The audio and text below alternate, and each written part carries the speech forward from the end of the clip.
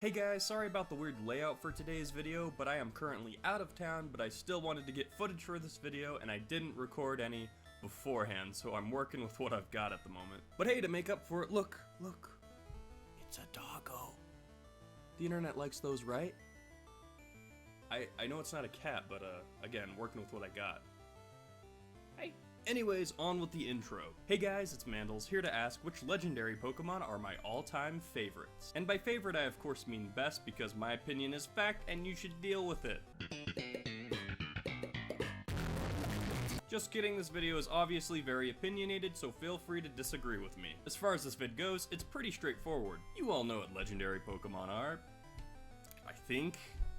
Look, if you don't, Google is right in front of you. It's a thing, okay? Anyways, legendary Pokemon are indeed a thing. There are a select few that I consider to be my favorites, and today I'm going to talk about them. Remember to leave a like and share the video if you enjoyed it, and when you're done watching, let me know in the comments down below which legendary Pokemon are your favorite. And assuming you guys get the premise by now, I'm going to stop rambling and roll the video. Number 10, Victini. When it comes to cute, cuddly, 100 base stats all around legendary Pokemon, I've gotta say, I love them all. They're also great in their own regard, but the one I cherish the most is Victini. I could be having an awful day, but the bright personality of this pint-sized cutie will make me feel better the minute I remember it exists. It doesn't exactly take a PhD to figure out why Victini is one of my favorite legendaries, as it mostly boils down to me thinking it's really cute. I love its cry, I love its butt, wings, and it's also so joyful. I envy you. Something else that drew my attention was that it was the first psychic fire type, and I thought the combination suited the Pokemon oh so well. Also, this Pokemon came out during Gen 5, which I played extensively, and I even had a Victini on one of my main competitive OU teams. So you know what, I actually take back my previous comment. It's not just cute as a button, it's good at torching the bad guys too.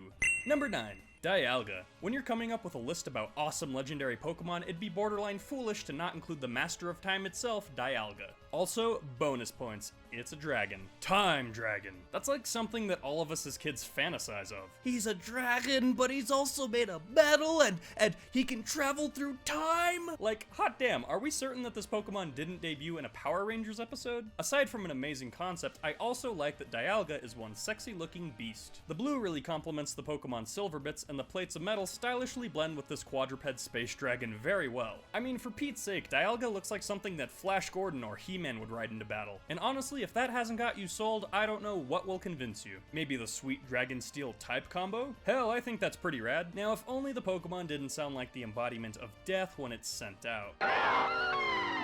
Number 8, the Reggie Trio. For this entry, I couldn't really pick one of the Reggies in particular as my favorite because I view them all as relatively equal, but I love the idea of the trio as a whole. The Reggie Trio, or as Bulbapedia refers to them, the legendary Titans, oh my god, that's so cool, is a bunch that I find to be really awesome. Part of my attraction towards the Golems probably comes from the fact that they are some of the most elusive Pokemon ever. These three things were absolutely shrouded in mystery to adolescent me, which made me very eager to learn more about them. To obtain these Pokemon in the Gen 3 games, you had to go through a very cryptic process involving finding their tombs and reading a bunch of Braille. It took blood, sweat, tears, and my neighbor's Emerald Guide to find the Reggies, but I was so happy that I did. And I was rewarded with these out-of-this-world, awesome-looking killing machines. Also, have you heard these things in the Pokemon anime?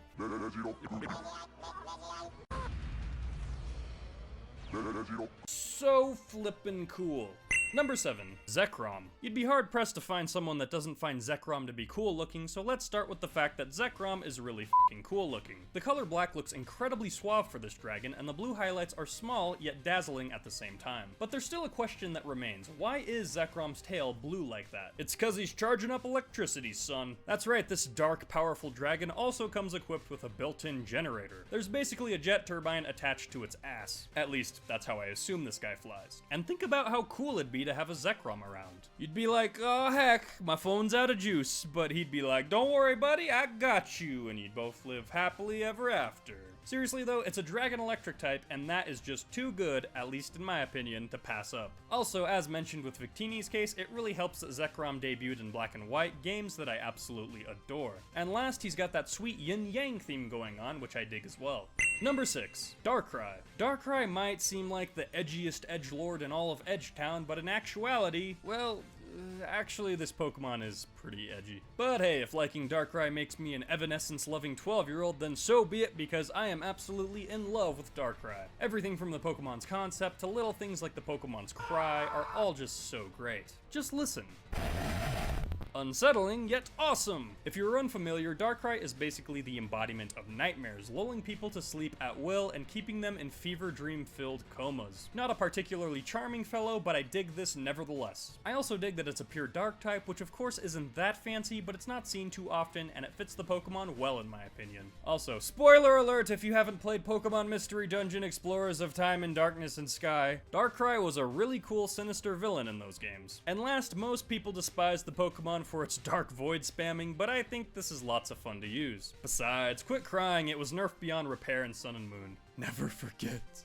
Number 5, Reshiram. Being the yin to Zekrom's yang, or vice versa, I'm not really sure which is which, we've got Reshiram. While Zekrom is quite cool in its own right, Reshiram wins me over just a little more for a number of reasons. The first being that it's overall just aesthetically pleasing to me. It's still obviously very dragon looking, but remains unique in its design. Its white color scheme is simple, but goes well with the Pokemon's elegance if you ask me. And the way its wings and the rest of its body flow with the wind is surprisingly pleasant to look at. Furthermore, if the Pokemon's suaveness isn't already captured by its appearance, the Pokemon uses one final thing to convince you: its cry. It also helps that the Pokemon's got some red in its design, as I find that red and white go really nicely together. Also, while it's tragically hilarious that we didn't get a Dragon Fire type until Gen 5, I'm glad Reshiram was the one to bring it to us. There are some Pokemon that I like for just being flat out cool, and then there are some that I like for being fancy. This is one of those fancy ones. Number 4, Palkia. Palkia and Dialga both had super cool design concepts. I already gushed about how Dialga was the almighty dragon of time, now give me a second to gush once more because Palkia is the frickin' dragon of space. I'm a simple man. It takes but 2 things in one sentence to get my attention. Those 2 things are space and dragons. And I know I'm probably the minority here when I say this, but I think Palkia looks insanely awesome. Most people disagree, but I think that's mostly thanks to the Pokemon's pink color scheme. I find nothing wrong with it, however. Another thing that people find wrong with Palkia is its out-of-place water type, which, yeah, fine, I'll give that to you. I still think it's rad, but even if you don't, no one can deny that the combo Dragon Water is advantageous in battle. Prior to Gen 6, this thing was only weak to Dragon, which I absolutely adored, since using it meant that I would usually mow down other dragons anyway. I like the theme, I like the design, it's a hella fun Pokemon to use, and I think we're done here. Number 3, Suicune. This guy is easily one of the most sentimental Pokemon to me on this list. And part of that you can go ahead and blame on my nostalgia blind love for Generation 2. Anyways, when I was a kid, I played with Gen 2.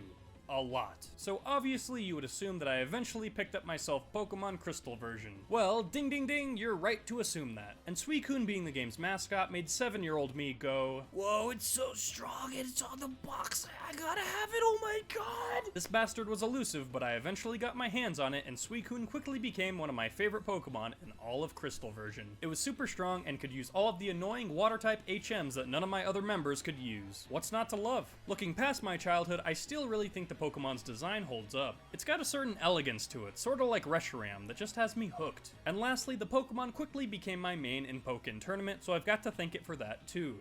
Number 2, Deoxys. This Pokemon is ridiculous, and that's the best way I can introduce this Pokemon. And in my book, the Pokemon's ridiculousness definitely translates to awesomeness. Being one of the few Pokemon that you can actually declare as an alien, the Pokemon was the result of a virus that mutated. And not just any virus, a space virus. This mutation provides it with a few cool things. It's no biggie though, just basic stuff like giving it some of the most outstanding stats ever seen and the ability to change its form to give it the upper hand in battle. You know, just small stuff. Who am I kidding? Enough being modest, this is one of the most amazing Pokemon Game Freak has ever designed. Oh man, and that battle theme. We didn't hear much of it in the original Gen 3 games since the Pokemon was event only, but in Omega Ruby and Alpha Sapphire, we were graced with a masterfully redone version of this theme. The only downside to Deoxys is when I was a kid, I could never obtain one. Damn, you're crafty.